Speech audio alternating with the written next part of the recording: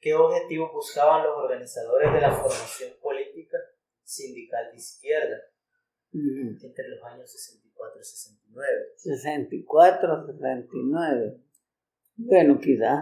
Una fecha se puede ser más flexible. Sí, de la década quizás. Sí, de la década.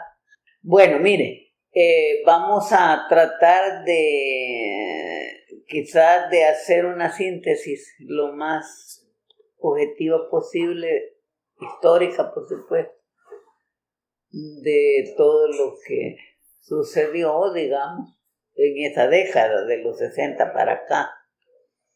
Ahí nos vamos a centrar. Pero claro, la historia de la izquierda en este país arranca desde mucho antes, sí, ¿verdad? Entonces, ya los eventos del 32, ¿verdad? Ya fue una cuestión muy, ¿qué le puedo decir? Dolorosa, pues, sí, para los sectores populares, ¿verdad? Porque la dirigencia del movimiento campesino se sacrifica, masacrada en Izalco, precisamente. Pero eso como constituyó los antecedentes y constituyó, digamos, ya el arranque, las bases, para que muchos compañeros y compañeras, ¿verdad?, se fueran integrando ya a un movimiento organizado mucho más formal, ¿verdad?, que se va dando por etapas, pero son etapas cualitativamente importantes, ¿verdad?, y que son también etapas que van involucrando cada vez más a sectores populares que se comprometen con la lucha revolucionaria. Por supuesto, el 59, que triunfa la Revolución Cubana, ¿verdad? Este fue un impacto para América Latina que llega a este país, y el movimiento que ya estaba prácticamente organizado, pero no como un organismo ya, digamos, de lo que después fue el FMLN, no. Eran organizaciones así, que esporádicamente estaba formada por sectores obreros, por sectores campesinos, pero más que todo enriquecidos por el sector obrero, ¿verdad? Y lo digo esto porque Cayetano Carpio era del sindicato de panaderos, y él, con su mentalidad siempre revolucionaria, su ideología de izquierda, él fue un hombre que promovió mucho la organización de los obreros, ¿verdad? El sector campesino después fue trabajado, por supuesto, pero quien lleva la batuta fue el sector obrero. Entonces, esto también impacta al sector magisterial, por supuesto, que se organiza a través de Andes 21 de junio, y de la cual la cabeza de dirección era no solo Mélida, pues estaba Mario Medrano, estaba Mario López, estaba el Chavito, le digo yo, que todavía está vivo, el compañero González, y la cabeza principal de Andes pues era Mélida Nayamón, ¿verdad? Pero eso fue a posteriori, pero quien llevó la batuta en todo esto fue el sector obrero, ¿verdad?, del cual pues el compañero Cayetano era la cabeza principal. Entonces, este impacto de la Revolución Cubana, eso impactó a América Latina entera, y nosotros como El Salvador, ¿verdad?, fuimos también, digamos, organizando de acuerdo a todos esos lineamientos que se daban a través, digamos, de las relaciones que se establecieron más izquierda con Partido Comunista Cubano.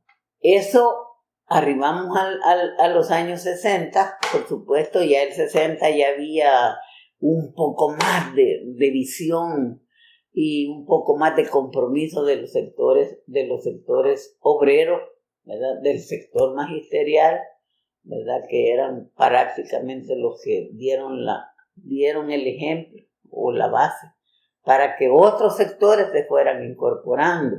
Y ya había también en eso una cuestión tan importante que se debe de tomar muy en cuenta, que es el trabajo que se hizo con el sector campesino, ¿verdad? Donde surgió, por ejemplo, digamos, FECAS UTC, las federaciones campesinas, que iluminaron también ya, digamos, ese panorama que junto al sector obrero fueron amalgamando esas estrategias de trabajo conjunta, pero con un trabajo distribuido de acuerdo a los sectores. Había una buena organización. Entonces Cayetano, en ese tiempo, Cayetano era el presidente de la FUS, Federación Unitaria Sindical Salvadoreña, FUS.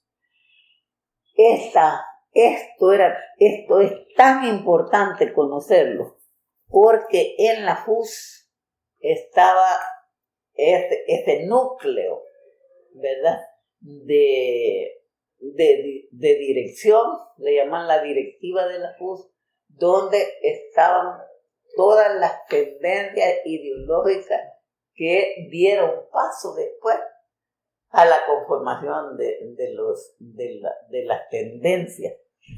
las tendencias revolucionarias. Pero en ese año predominaba más la propuesta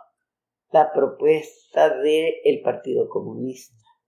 El Partido Comunista se pronunciaba porque la vía electoral era la correcta y que había que pulir para asumir, digamos, alguna propuesta de consecución de la vida política de este país, lo cual era prácticamente negada por otros sectores que eran de la FUS, ¿verdad? Como Dimas Hall, ¿verdad?, que era el secretario general, ¿verdad?, y Cayetano Carpio, que era el presidente, ¿verdad? Pero allí estaba Chaficanda.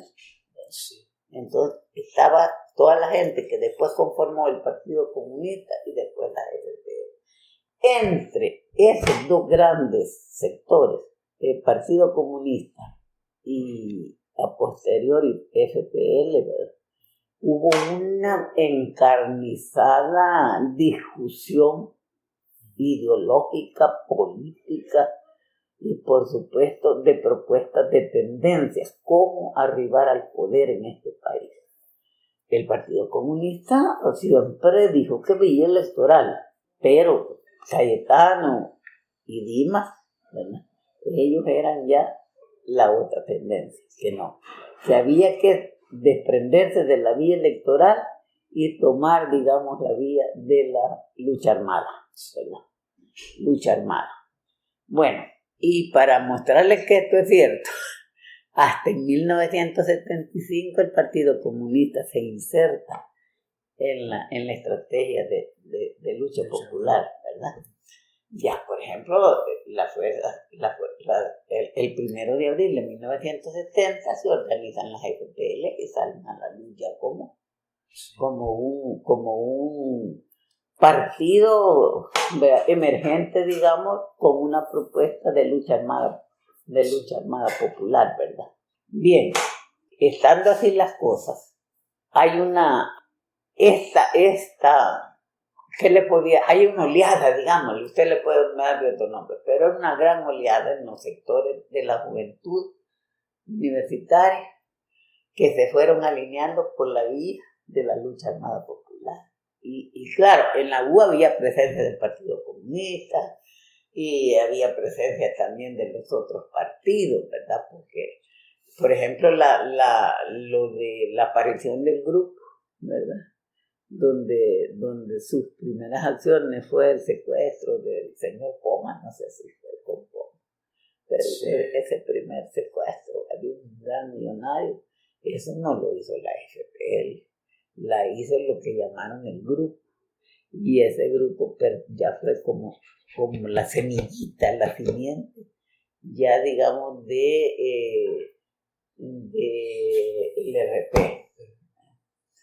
del RP, no sé si si habría otro partido, pero en el grupo había ya gente, digamos, alineada ya con la lucha armada. Bueno, ya entrando a la educación. En 1960, que ya se da todas esas cuestiones que yo le he puesto, emerge la necesidad de fundar una institución, ¿verdad? Por supuesto legal, aprobada por el Ministerio de Educación, que diera paso a la constitución de un instituto que fuera un instituto que albergara a los sectores que no podían ingresar a ningún otro institución porque eran digamos, de sectores muy pobres, ¿verdad? Entonces, fue así como en 1967, aquí lo tengo, aquí yo escribí esa cosa, en 1967, entonces, en 1967, porque viniste, 67, entonces surge la aprobación ya por el Ministerio de Educación del Instituto Obrero José Celestino Castro. ¿Quién era José Celestino Castro?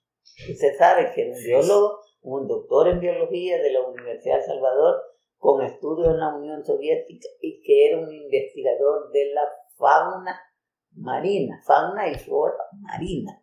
Y él murió precisamente en esos arrecifes no sé si